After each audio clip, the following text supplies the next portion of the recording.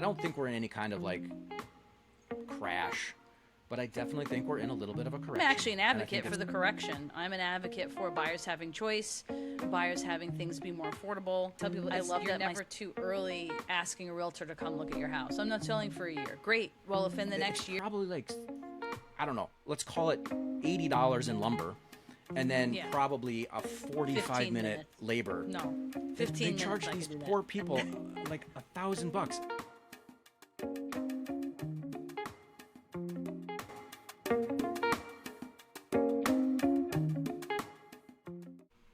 Hello out there in podcast land. You are once again trapped with Rich Santos and Jess Miletto on another invigorating episode on our Living You podcast. So we're excited to jump into some numbers this episode. We will be talking about June, really the first half of 2026, and breaking down what the heck is going on. But first, Rich, how has it been this summer living you? It's been great, Jess, and I'm excited for this podcast. I'm excited to go over some half-year numbers. But recently I was reflecting on like a concept of marketing and culture. All right, so bear with me. So a couple days ago, I was at the grocery store, and you know how they make those like rotisserie chickens like pre-cooked, right? And they're juicy and delicious. So I don't get them frequently, but occasionally when I'm in the mood and I don't have a plan for the evening, I'll grab one for a meal, and they're nice for leftovers and whatnot. Nowadays, they make all kinds of cool flavors, right? So I picked up this one, and it's dill pickle rotisserie chicken. Now, I think like summer of 2025 was like the season of dill pickle flavors on everything, if I remember correctly. And clearly it's continuing through. But I've never personally had a dill pickle chicken before, which was actually not that great. I think mine was a little overdone and it didn't imbue with all the flavors. Regardless, that's not my point. But as I was driving home, I was thinking about, we're labeling all this stuff dill pickle in the flavor profile. But isn't like the dill doing the heavy lifting here? Like, couldn't we just call this like a dill rotisserie chicken? What makes it like what makes it dill pickle, or what makes the chips like dill pickle chips, right? Do you know what I'm saying? Like, I feel like the pickle is getting a lucky ride on the back of the heavy lifting of the dill. Herb. No, I think you're exactly right on that, because I mean, as someone that likes to can things in my garden, we just decided to do dilly beans for the first time, which is basically just dill pickle juice, brine, that you can your fresh string beans in. And for sure, you can do pickling without dill. So you're right. You could do a bread and butter. There's other right? additives, right? Yeah. Absolutely. There's other types of pickling flavors to choose from. They're not all dill. I personally don't love dill, so I probably wouldn't have picked up a dill pickle anything. And that, so for me, the dill doesn't do the heavy lift, except for, hey, I'm not going to eat this today. But I do love pickles overall. The garlic. I got on this whole mental roller coaster of like, if I buy those dill pickled potato chips, which I am prone to do, like, am I getting them? Anyway, I don't know. It's just the marketing departments. They're really going in the pickle mode, which I feel like the dill is anyway. It's just marketing, words, language. Words matter to me, and I was like, the pickle is getting a free ride here. Honestly, it's the dill that's the hero. But I think, and I'm the opposite. I think the pickle's the hero, because I could live without dill. I love it. But is there pickle flavor without the dill? You know what I'm saying? Anyway. Yeah, there is. There's pickle flavor without the dill, because that's the pickle flavor I prefer. Because you have like the sweet gherkins. That's not dill. They're the little sweeties. But there's something that's giving them the sweetness, right? It would be like sugar or It could be sugar. Yeah, whatever you want. All right. Like anything. All right. I will say though that if you're gonna go for flavored potato chips, you need to go for the jalapeno ones. That's just me. Jalapenos are good for sure. Salt and vinegar, jalapeno, for sure. Although I'm trying to be good, and I'm trying to reduce the amount of potato chips in my life, because we can all be a little bit more diligent. Okay, so that's just a journey into my brain. Diligent. This whole intro has been quite a pickle. Okay. Not only that, my brother used to call me a dillweed when I was little. He's like, you stupid dillweed. I was like, why is that a bad thing? Like, it could be good to be a dillweed. I don't know. true. Quick growing and flavorful. I have no idea. Right. Makes a mean pickle. Dillweed. All right. All right. So That's out of our system. we're gonna go into our market data now. And so honestly, we're switching gears a little bit. In the past, I've like shared a screen here, and you and I have looked at it. I'm throwing this to you, by the way, on the fly. But that messes me up a little bit. I can't see you. It feels less like organic in the moment. So I've printed out a couple of the take home points from the data that we normally look at, and I'm just going to kind of read through and note things. So you'll be a little hamstrung here, Jess, without visual references, but I think we can handle it because we've talked about this stuff pretty much monthly for years now. So again, anyone tuning in for the first time or getting used to this, we have through our local multiple listing service, we get data. We use this to talk about what's happening in our it's a pretty large geographic area, but there's still not a ton of sales happening. So we have to be careful with statistics because it's not like statewide or nationwide numbers. So some small outliers can skew that to some degree. But anyway, let's dive into it. So we compare sometimes two different things. This month, this year compared to this month last year. And now that we have 6 months of 2026 information all the way through June, we can look at kind of like half year trends, right? And that's how you introduced this, and that's where we're going to go. So, okay, so June of 26 compared to June of 25. Let's go through some key points, Justin, and then I'll let you, actually, I'll do the stat breakdown, 2 blocks, the June, and then the first 6 months, and then we'll dissect it, okay? So just real quick, high level stuff. New listings are down 3.6% from last June. Interesting, because we're hearing listings are up. But actually last June was a little bit stronger. Pending sales, however, are 30% down, Jess. Only 84 properties went into contract in June in our entire MLS, or at least houses went into contract. Closed sales compared to last June are up 7%, 98 closed sales. Days on market is up 31% to 71 days. So properties are taking longer to sell compared to last summer. And this is the one that we always find interesting. Locally, our median and average prices are up. 20% for the median, 20.5% for the median, 20% for the average sale price. That's, again, compared to last June. And then list price received, however, is down a percentage, so we're down to 95.5%. Housing affordability is dropping down 12.8% further, which was already a unaffordable metric, and now we're down even further. And so a lot of stuff is contrasting. The pending sales were low. That means less stuff is being taken off market, and we just saw that some things are continuing to go on the market. So our month supply, meaning if everyone was to buy everything on the market available, we have this metric, and it's now up to 6.5 months supply, up 30% from 5 month supply last year. So now, generally, real estate uses a 6 month supply as kind of this balanced market barrier, and now we're above it. So that means that in theory, our local market is trending towards buyer, like not power, but buyer favorable dynamics. That's what it so sounds like. That's the local June compared to last June. And then super quick, the first 12 months of the year breakdown. We're up listings by 11%. We're down pending sales by 2%. So we're not lagging last year too much, but last year was a slow real estate year. So I don't really want that to be the metric that we compare ourselves by. And we're down from that. And June was down 30%. So I think the question for you would be, are we trending? Are we stalling out? That's the question to revisit in a second. Closed sales, though, for 6 months are up by 16% from last year. So again, we started hot, but I think we're slowing down. I'll leave that up to you to add your nuggets of wisdom. We said days on market was up, and again, the median and average prices are both up 8% for average price, almost 15% for median price. So this, and then list price received is down to about 95%.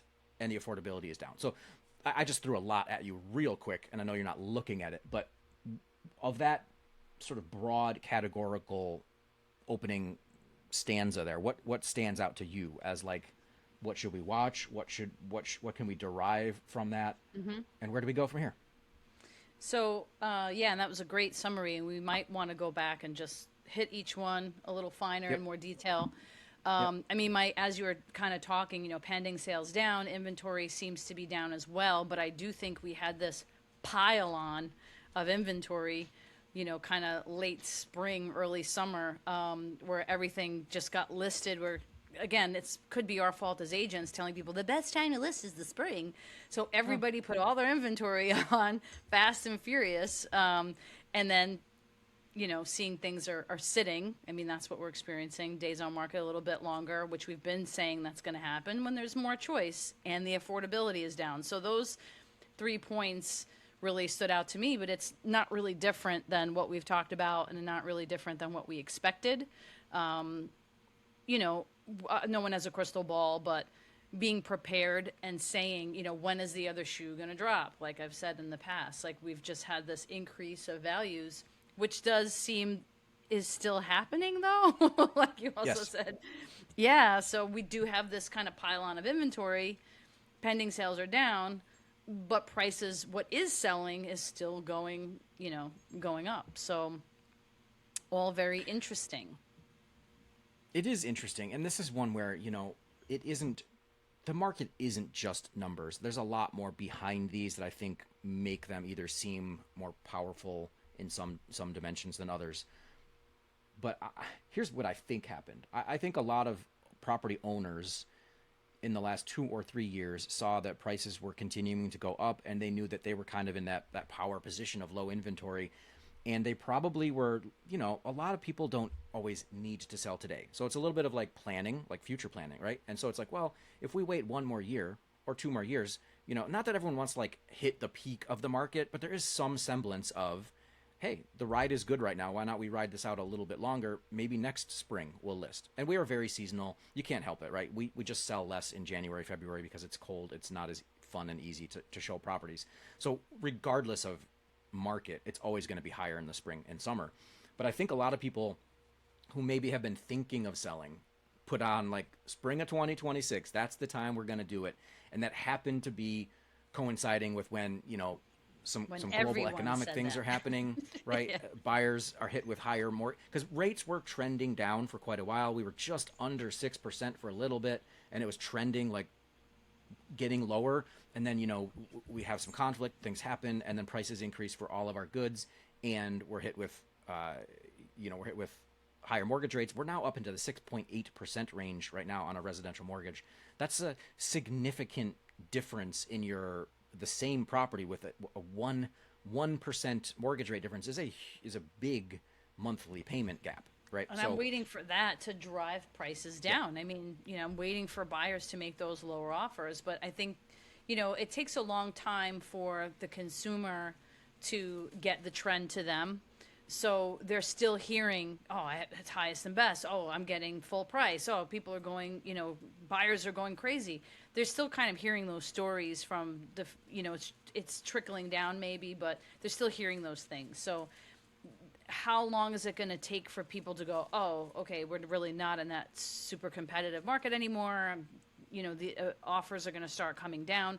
But when buyers are very serious and they want a property, they're acting on the information we've had for the last 3 to 6 months, right? Because their friend bought 3 months ago, and their friend is telling them, well, you better put full ask in or you're not going to get it. I mean, so I think we're still operating on day-to-day old data. The market moves very, very fast. And again, no one has that crystal ball, so that's why we try to watch this month to month, try to maybe make some kind of a prediction, but we're always operating behind. We're always behind the curve. So as it's changing today, how is it going to change?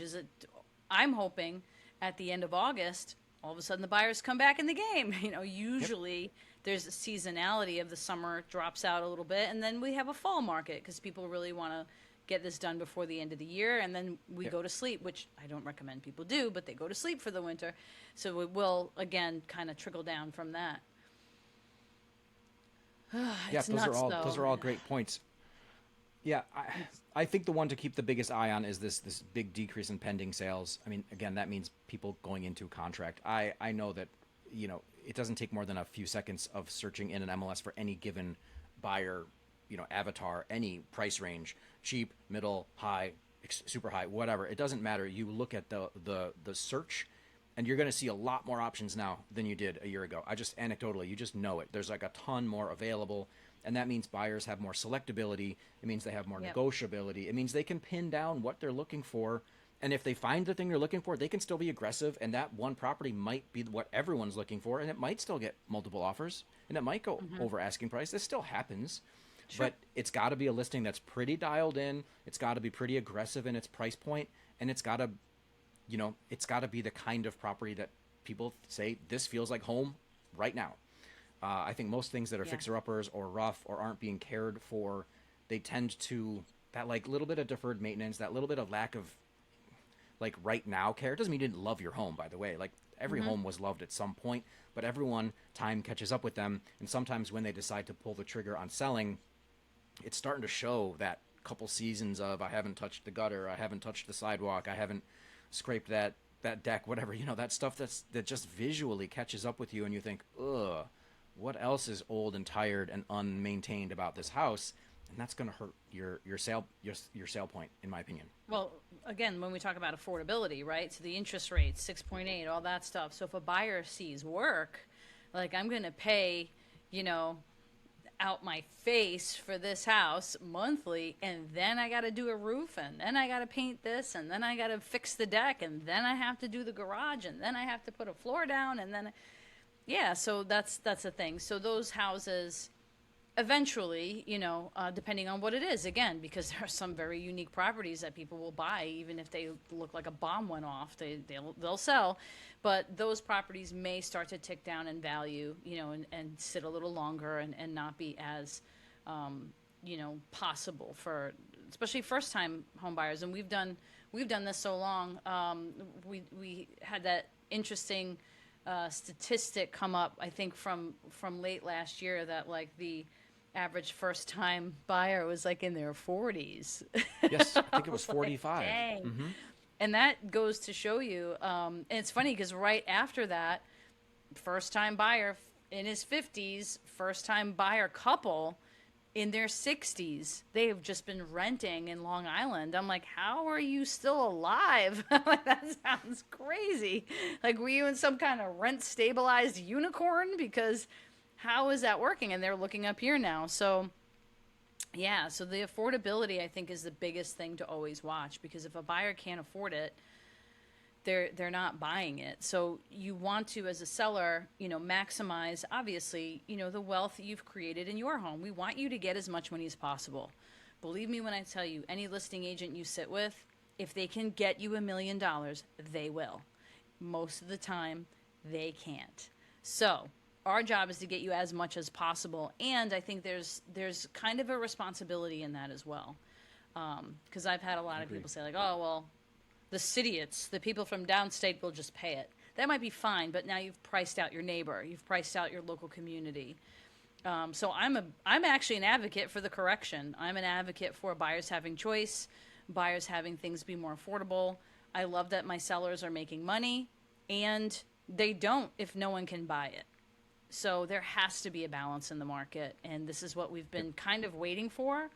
I think it kind of slapped us silly and kind of landed in a really ugly way, but we're in it, we're navigating it, it'll smooth out, it'll be fine.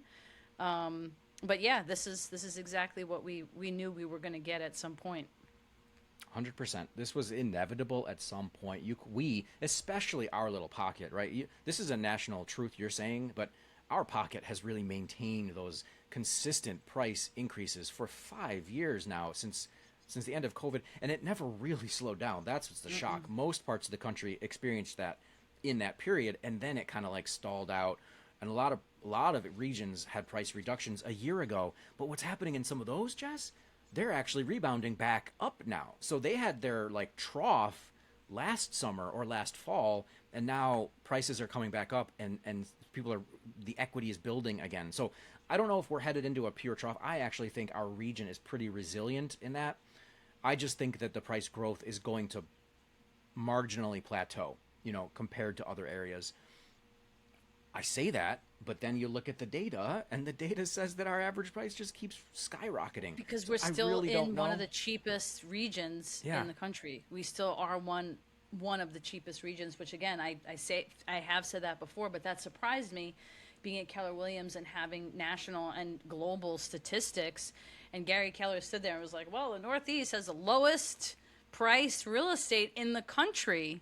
Okay, so people do move here from, all over, especially from downstate, but, people do move here because this is what's Yep. affordable right now. And every day it gets less affordable, but compared to everything else right now, it is it is affordable somehow. And then New York is like the most expensive state to live in, generally speaking. And I know that the city is lumped in with the country and it skews those numbers, but it's a weird, again, another weird dynamic we experience as New Yorkers. This is the cheapest real estate in the country, and then the most expensive, state to live in. I think one of the last articles actually said that New York is one of the most unaffordable. So we have to just be responsible, I think, as realtors, and help to maintain that balance, help to educate. When you have a realtor and they are up on the market stats and the local stuff happening, they can keep you ahead. So I can say to a buyer right now, we don't have to jump on this because things like this are sitting,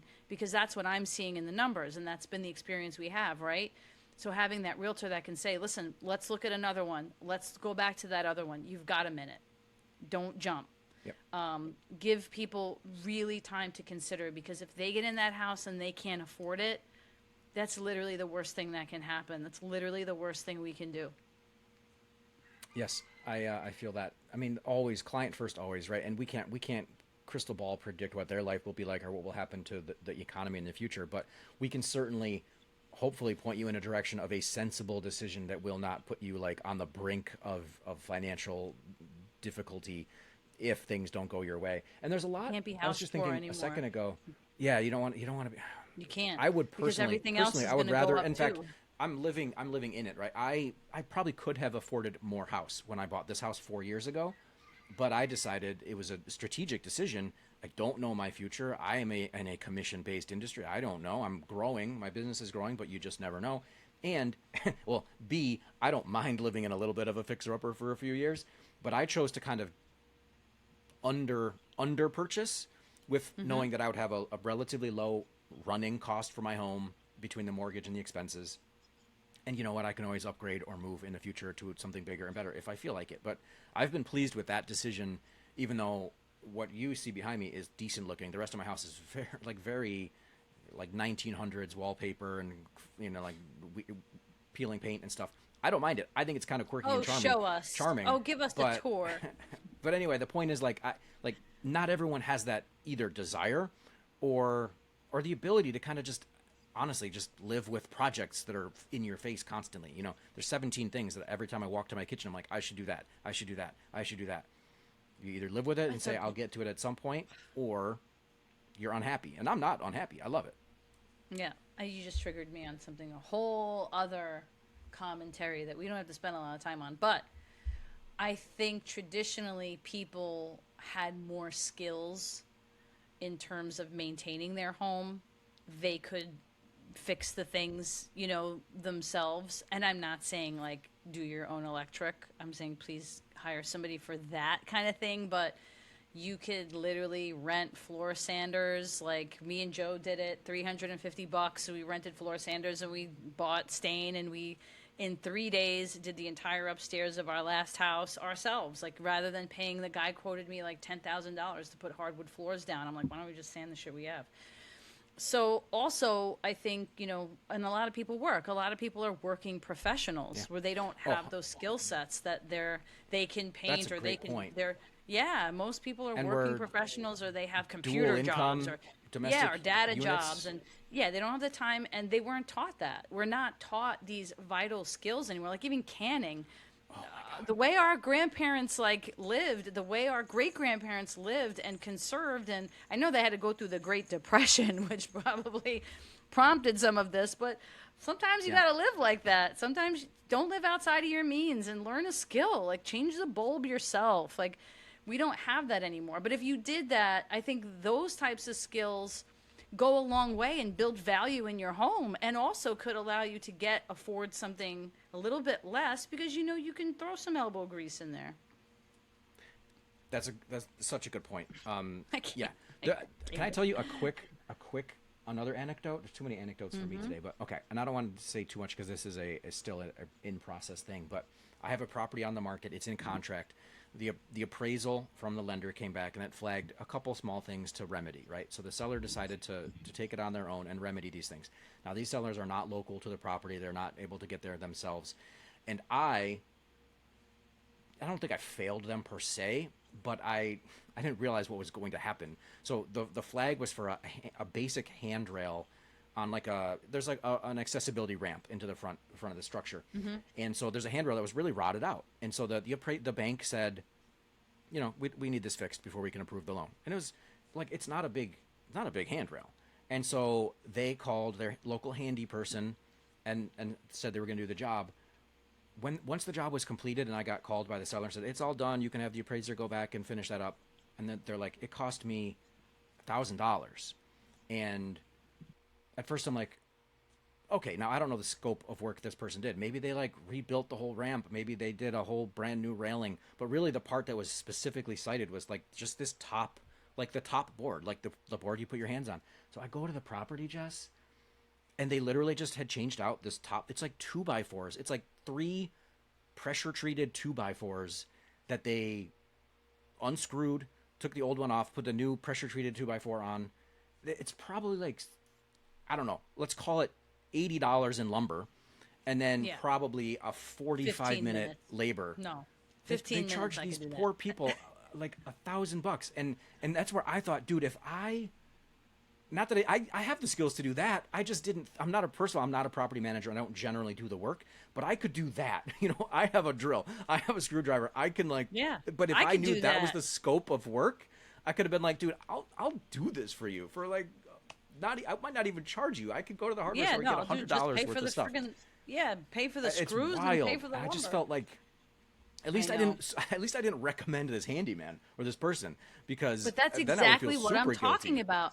That's why people will pass up a perfectly beautiful house because it seemingly needs too much work, because people get charged out the ass for little jobs like that. So if you don't have that skill set, if you can't change your own countertops, you're at the mercy of someone else. So I get that. And I get that. I mean, my anecdote is a little sketchy, but I think in general people are not like trying to get you, but at the same time their time is worth money, and when there's only so many skilled laborers available, they kind of get to set their price. And for sure, you could call around to 6 different people and get their quotes, but a lot of people don't have the bandwidth to track down contractors that don't return calls. I'm not throwing contractors under the bus at all. There's good ones and there's bad ones. They're like talk about else. like supply demand and economics. Like, they're in demand and they get to set their price. And do you want the project done? And that's. I've heard a lot of people say, well, I don't want to buy a fixer-upper because who's going to fix it? They literally say, who's going to fix it? I'm like, wow, that's a thing in the local communities. They know that. Who's going to fix it? And a lot of times when I talk to buyers, I actually ask that now. Can you do some of this work yourself? And if they say yes, I'm like, okay, all right. Then I feel confident now. Because I'm not going to put you in a house that now you can't do this, and now it's falling apart around you. And because the affordability is null, yes, 100%. And then last thing on like the running costs of a home, we've talked about insurance previously. We've talked about electric prices took a big spike last year, and they're maintaining their increased cost. One thing that people around here don't realize is that almost every single home that I'm aware of, and every town that I'm aware of locally, you don't have municipal garbage pickup in your taxes, right? So you have to contract with a private business to pick up your garbage if that's a service you want. A lot of bigger cities where I grew up, garbage was like, I don't know, the town came around every once a week and they got it. It was included. Yes. It's not in our tax base to do garbage pickup. As far as I'm aware, there might be a town or two, but in our region, everyone that and it's not expensive, but it's still a little thing that it goes into your budget then. And it's not a tax. It's like one of those discretionary things, but a lot of people don't want to drive their garbage to the dump. A lot of people do, but for some people that's just a convenience. But it's like another $30 a month, $50 a month, whatever, and that does go into the budget. Yeah. Yep. Sacrifice your streaming service or some other thing. I don't want your life to come down to sacrifices. I guess that's what I'm saying. Yeah, well, that's the whole house poor concept that people talk about, but because they're just trying to make the payment. I'm just working every day, and I'm just stretching myself to make the payment So there's nothing else left after that. So yeah, we have a responsibility not to put people in that situation, and that's why I like doing these numbers. So what stood out to you? Going back to the market stats, what stood out to you? Because I gave you my three that really stood out, and that's what launched the affordability conversation. Yeah, Was there no, I anything mean, else I think that we've you pretty wanted much to covered discuss? it. I just wanted to talk about the main points. I wrote down a couple of take-home points. So essentially, right now, if you take a snapshot, we have 31% more inventory, more choices for you, but they're also taking 31% longer to sell. So days on market are increasing. Buyers are more picky. Sellers, by default, almost have to be either a lot more strategic with pricing or just a lot more patient. It doesn't mean it won't sell, by the way, Jess. It just means it might Right. take a little bit longer for that right person to find that right property. I kind of feel like that's how real estate should be. I don't think a property, I mean, again, everything's relative, but it's a it's a sign of an unhealthy market when every home that goes on the market is has multiple offers in 2 days, right? That's unhealthy. that means Yeah, that it's too means there's much. people begging for a home and they're willing to scratch and claw and fight for it when it might not be right for them. Like we just said, it has to be right for you in all the ways. And then Yep. and the pending sales going down is the one that I want to keep watching over the next couple months. Normally, Yeah. summer is where we have our highest contract load. So if we had a June that was significantly lower in contract load, and if we get July results in a couple of weeks that have the same information, then we're looking at a real trough in our what usually is our hot summer, and that's a harbinger of. I don't think we're in any kind of like crash, but I definitely think we're in a little bit of a correction, and I think A it's correction. appropriate. I Yeah. think it's necessary for our market for the affordability reasons we've talked about. So that's my take home. My take home is we're going to keep watching pendings. We're going to keep watching if inventory goes up or if it plateaus, and then we'll see if prices at some point stabilize over in our area. So advice for a seller's agent right now. What should they tell their seller? Seller's agent has to look at comps, and again, we've talked about that before. Comps are from 6 months ago, maybe, right? So it's hard to find enough because we have a low volume market. It's hard to find enough sales that match your property that sold 2 weeks ago, 4 weeks ago, a month ago, for it to be like in the moment. So a lot of our data that we use is lag, and that lag is showing those high prices. So I don't want to say like you calculate a reduction percent, but in my mind, I'm always saying like, not in my mind, but in my conversations, I'm saying this is the data that I have that's it's trending from 6 months. Maybe sometimes I go a year back just to find the right properties because we're also unique where we are. The conversation has to simply be, I'm trying my best to put your property on the market where I think most of the interest will be. And if we miss even by a little bit, we'll know relatively quickly by the number of Yeah. inquiries and showings that we have. And then it's really up to you. And I believe in strategic choices. Jess, you're a little different. I think you think if someone wants to sell their house, we need to sell it right now. And that's great. I believe in strategic choices. If the seller wants to be patient, I'm happy to be patient. But it just means like at some point, if we're not getting traction, there's multiple solutions. It's either better photography, video, production, marketing, which that's our job, and we try to start with the best we can do. Or if that's all about as good as you can do, then the recipe is, hey, our price is probably a little misaligned here to find the market. So And it's all about pricing that's what it for has to sure. be. Yeah, It has to I be would pricing. agree with Yeah.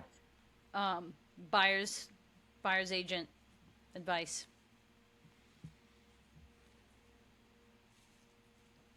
Get ready to put some miles on the car. And that's a good thing. I think you should be showing your clients several options at this point since they exist. I think you should see some options.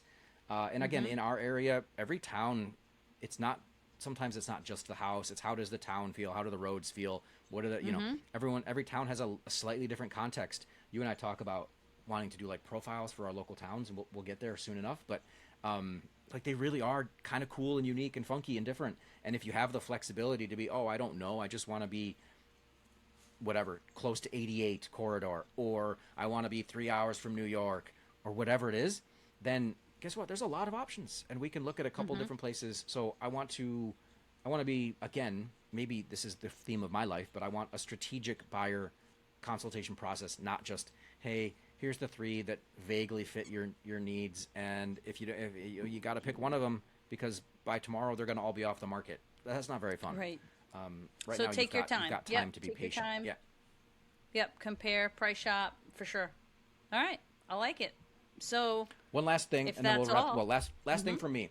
Last thing for me, because I thought about this while you were talking about renovations, and this is a little tangent. Maybe it's not worth it, but bonus content. Sometimes you'll see a house, Jess, where it's largely, either original kitchen, bathroom, flooring, all that stuff, or it's mostly original, but then they've done like one room, like a nice new bathroom or a nice new kitchen or something. What's better in your mind? Would you rather have it like uniform in a sense, even if it's old, or would you rather have like just a random room that's in a different theme, and now you almost feel like you've got to match your next steps to like this partial reno? I see that sometimes. I'm like, ooh, that bathroom's like very 2024, and your kitchen is 1982, and it's fine, but I'm like, would I have say, especially if you're doing it to sell, or I should say this, like if you're doing it because you want the nice bathroom for your life, of course, do the bathroom.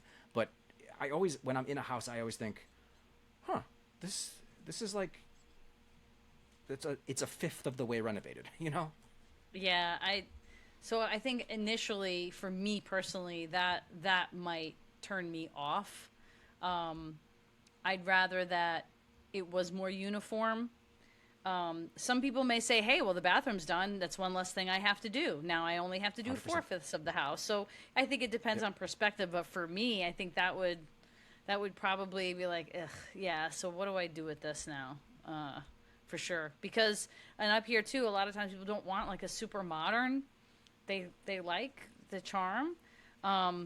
We used to have this little anecdote from me. When I started in real estate, it was in Brooklyn, in Bedford-Stuyvesant,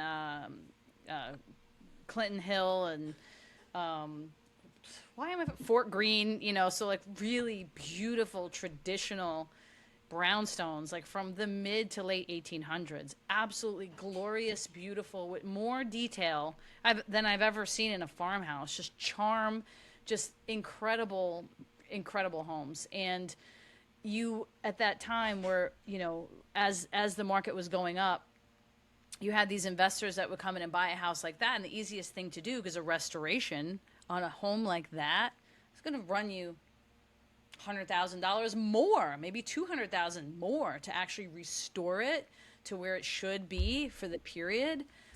We used to call it a slash and burn renovation. They would pull out all the detail. They would pull out all the charm. Oh my God, moldings, all kinds of things in the garbage and the dumpster. Oh my God. And those houses eventually stopped selling, and investors had to figure it out. They had to figure it out. If I want $2 million for this brownstone in Brooklyn, I better restore it. And I'll never forget that. I literally saw that happen in real time, like slash and burn, I used to call it. They slashed and burned this one. And I would tell my buyers that there is no charm left. There is no period detail whatsoever. They stripped everything out because they didn't want to do the plaster work. They didn't want to restore the plaster wedding cake molding that was perfect for 85% of the ceiling. So I think it's true up here as well in our market. We have these wonderful old craftsman homes and really charming farmhouses and rustic little cottages and cabins, and that's what people want. So if you all of a sudden rip out the old kitchen and put something super modern, and I hope you're going to live there a long time, and then the rest of the house is still rustic. Yeah, make it make sense. Make it make sense. That's all I'm asking. Yeah, that's just a quick thought I had, but I see that asynchronous stuff, and like you said, it's a great point. Like it's still better in terms of like updates, but it's not uniform. So that's just another pro con in the eyes of the buyer. And updates may not be the best thing to do. I always tell people you're never too early asking a realtor to come look at your house. I'm not selling for a year. Great. Well, if in the next year you're going to dump $75,000 into it, call a realtor now, because you may not have to do that, because people may want it exactly the way it is. We see hundreds of houses, right? We work with tons of buyers. Like, we know what they're saying and what they're looking for and what they want. So I usually tell people don't do anything, or what they do is minimal. Yeah. There you go. And that seems like a pretty full pod, chock full of numbers and anecdotes and stories and things. And I hope you enjoyed this pod, enjoyed listening to us, and that you're enjoying season 2. Yeah, you and I, Jess, we love looking at the numbers, and we will continue to do so. Maybe not every single month, but we definitely check in on this from time to time and promote these ideas to you guys, just so you know what's happening in our local market. And if you ever want a consultation or a discussion, obviously we're welcome to that. But really, it's just meant to be like, we need to, frankly, you and I need the practice. We need the reps because we need to look at this stuff so that we have the most educated, functional conversations so that we're helping the people that we need to help. That's fundamentally what it is. And this is just, Yeah. we're going to talk about it anyway. We might as well record it and share our thoughts. Yep, for sure. So Okay. appreciate you doing the prep and breaking down the numbers for us. And yeah, we'll see you on the next one. Yep. Take care.